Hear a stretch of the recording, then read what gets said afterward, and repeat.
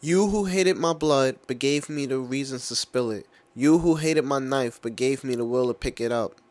To live in the savagery I call a soul, I had to abandon all hope of being with you. I had to abandon these memories that haunt me like nightmares. Forced to hear your voice knowing you're not near. Closing my eyes just to see you walk away. As I fought to be with you, you watched like there was nothing on TV. Well, you killed me once, and now I try to live again. My dreams turn to tears. I'm not feeling this situation. Run away, try to find that safe place you can't hide. It's the best place to be. To me, emo means being comfortable with oneself, being able to express feelings without words, just emotions. But there is times where expressing one's feelings becomes so impossible that it builds inside, causing pain for a very long time. To me, emos cut themselves. Well, I cut myself to free myself from this pain.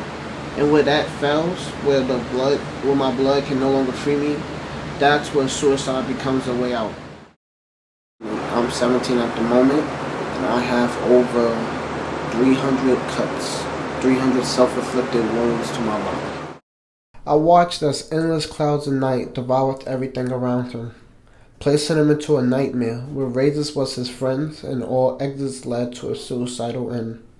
He bottled up his tears, saving them for another day, the day where his dark clouds could become gray.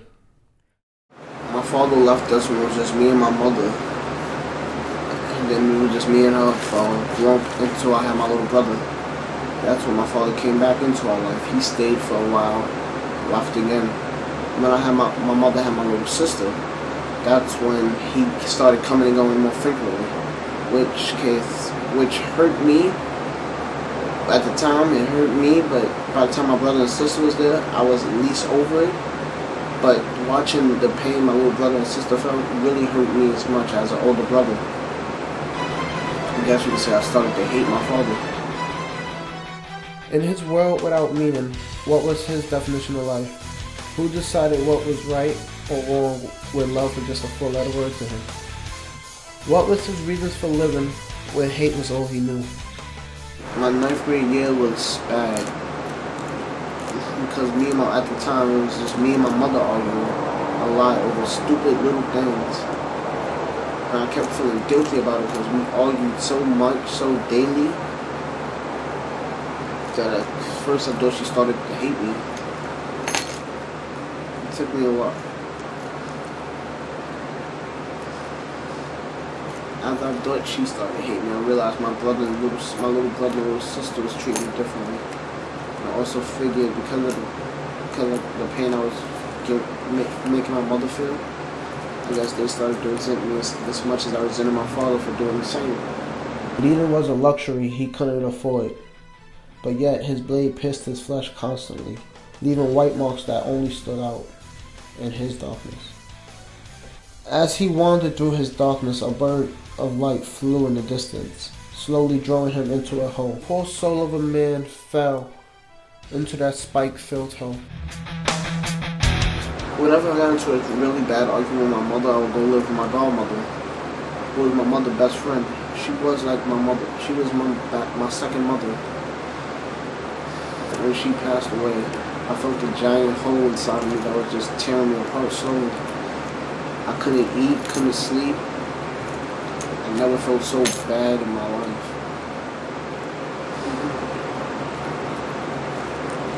A couple months after my godmother passed, my grandfather passed.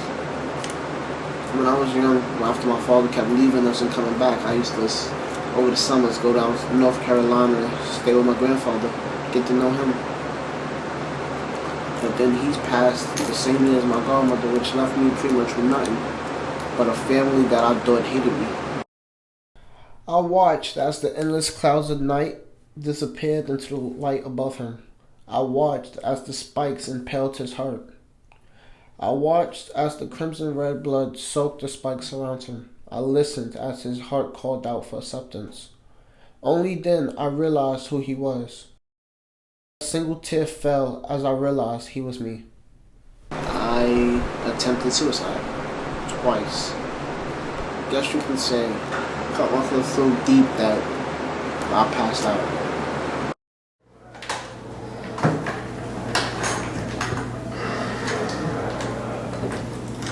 You can never forget your first cut.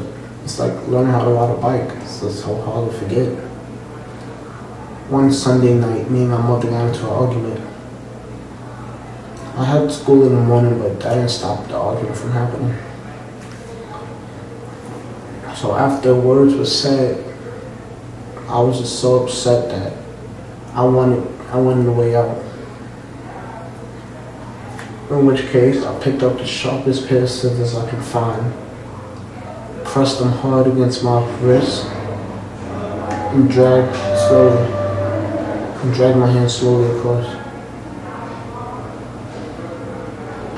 I was hoping that the blood wouldn't be a cut, it would have been the end.